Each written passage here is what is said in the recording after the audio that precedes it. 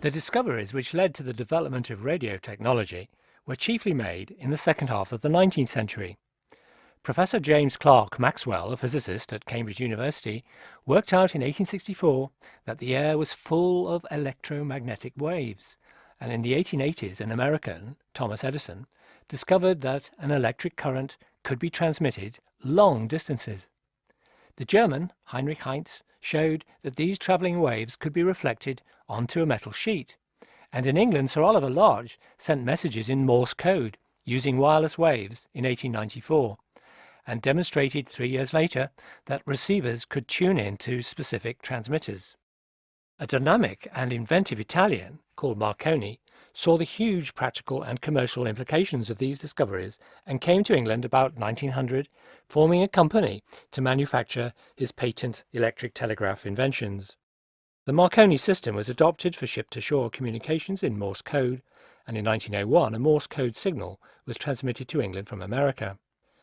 The first transmission of the human voice was achieved by a Canadian, R.A. Fessenden, who in 1902 managed to send a voice message a distance of 1 mile, and in the next 10 years J.A. Fleming in England and Lee de Forest in America made great improvements, so that by 1910 ship-to-shore messages and air-to-ground radio contact were possible. The Americans pursued this new trail enthusiastically, and by 1915 the American Telephone and Telegraph Company was able to send voice messages from Virginia to France. By this time the Great War was into its second year, and the implications of wireless communications, as they call them, for military and diplomatic purposes were obvious. At the same time, governments were worried that if it fell into wrong hands, the new technology could pose a threat to national security. Hence, from the very start, the British government in particular was determined to maintain strict control over wireless operations. In 1869, the Post Office had been given the exclusive right to transmit telegrams within the UK, and in 1880 its right to license wired telephone services was also established. In 1904, the Postmaster General was given control over wireless telegraphy, and when transmission of the voice, which they called wireless telephony, became possible, he assumed responsibility for that as well. After the Great War ended in 1918, there was a clamour for more public use of the wireless, especially after the historic broadcast on June 15, 1920, of a concert by the operatic star Nellie Melba, whose splendid voice could be heard pumping out from Marconi's studios in Chelmsford to receivers in Europe and America. A number of radio stations began to operate in the south of England from 1922, but the Post Office refused them a long-term licence.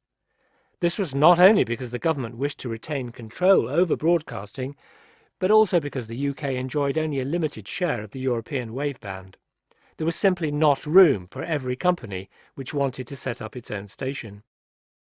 One of these early stations was Marconi's 2LO, and in 1924 the Manx Ladies' Choir, after winning the Principal Challenge Shield at the London Music Festival, sang on the 2LO network to an estimated audience of 3 million. In 1922, the Post Office offered 6 large companies and several small ones the chance to operate as a private consortium called the British Broadcasting Company, or BBC. Transmissions began in November 1922, funded by the Post Office, which in turn raised money from the listening public by selling licenses to own a wireless receiver. The man appointed general manager of the new company was John Reith, a 34-year-old Scottish engineer and devout Calvinist, who determined from the start that the BBC should be a force for moral good and an agent for the dissemination of high culture and improving education. His vision for the BBC was that it should be available to everybody, should maintain high standards, should operate as a monopoly, be funded by a licence fee, and remain independent of political and commercial pressures. Programmes were transmitted from London, Manchester, Birmingham, Newcastle and Glasgow, and by 1925 the BBC reached 80% of the UK population and also the Isle of Man. In that year, the headmaster of Foxdale Elementary School installed a wireless set in the classroom at his own expense, and used selected programs as part of the school curriculum.